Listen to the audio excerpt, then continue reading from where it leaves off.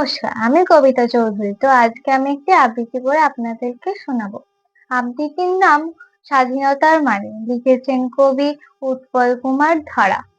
অনেক রক্ত ঝরিয়ে জানি এদেশ স্বাধীন করা, বাগিয়ে কলম লেখেন কবি স্বাধীনতার ছড়া। মাইক মুখে নেতার ভাষণ ছড়ায় কতই কথা, সত্যি কি ছাই ঠিক পেয়েছে আসল স্বাধীনতা? ইংরেজরা দেশ ছেড়েছে অনেক বলিদানে, পায় না খুঁজে তবু আজও স্বাধীনতার মানে।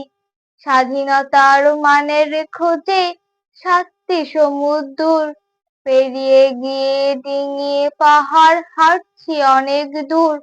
ভোর না হতেই বাজছে কানে প্রভাত ফেরির বাঁশি, উঠছে ফানুস রঙিন ঘুড়ি খুশির পাশাপাশি।